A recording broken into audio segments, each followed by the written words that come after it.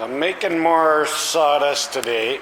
I took a little chunk of the Sitka there. I only need it 37 inches to build the last of the geodetics there. One thing when you're doing it on your own, building from scratch, you got to figure out what's the least amount of wastage. So do you cut a ½ inch off and then cut a bunch this way, or do you cut it this way and put a bunch that way? And that's one of the things that when you're on your own you got to try and figure out. You got to remember that the saw takes off about 1/16 to an 1/8 anyway, so you can't, on a 1-inch piece you can't get 2 ½ inchers, but you might be able to get a ½ inch and a 3/8. So that's what I'm doing today. I'll take this little chunk of spruce, slice it up, build a bunch of geodetics, and then just finish off the bottom geodetic crossways this way. I've got about 7 more to go there.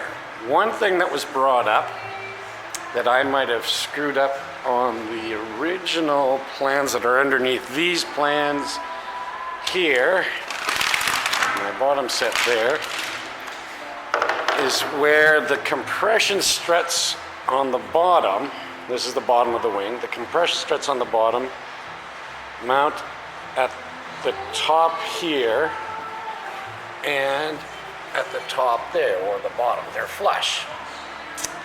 Now I missed it in the plans, but I've been told, I haven't looked at the plans yet, that they're supposed to mount further down or towards the middle.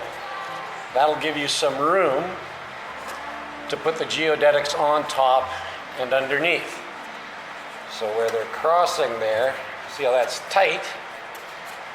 If you mount this down a little bit, you have room to do your crossovers there.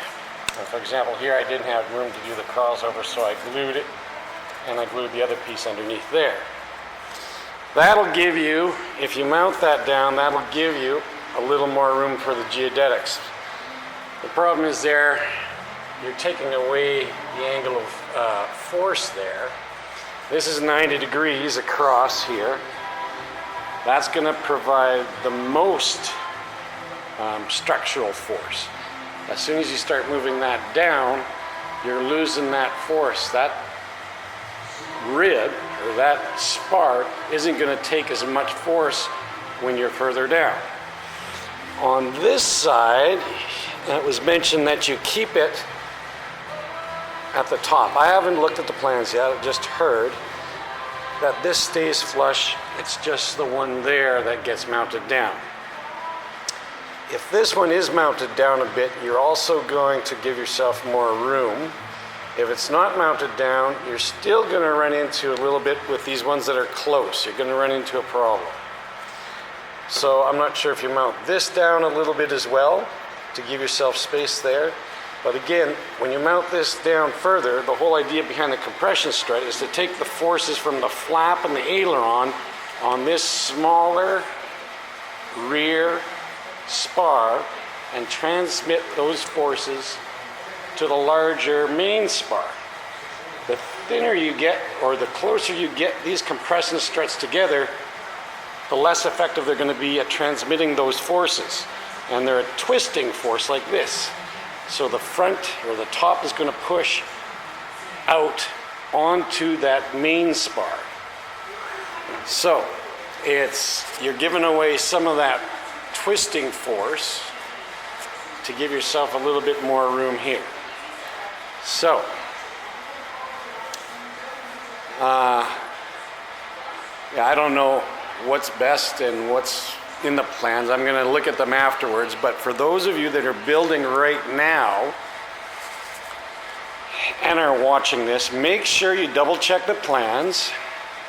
Check to see where that main spar compression strut gets mounted, and it might be lower. And you can do that. I'm fine with mounting it where it is, and I was fine with cutting and pasting these geodetics so that they'll fit underneath the spars. For example, here on this compression strut, if you mount that one down a bit there, it's going to give you the room here and here and here to get that geodetic underneath there.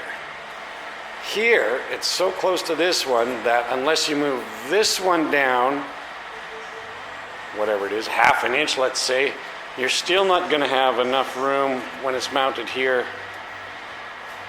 to get the geodetics through.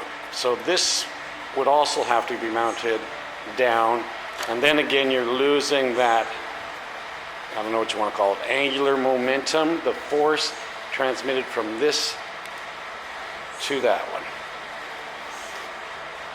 I think that's straight in my mind now.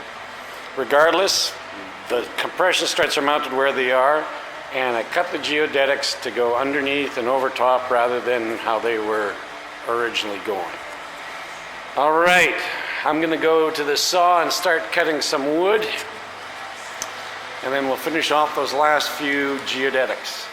You know, there's something about building with wood. I've done tube and fabric. I've got aluminum over there. I plan to build a cozy. I've got plans for it. So that's fiberglass.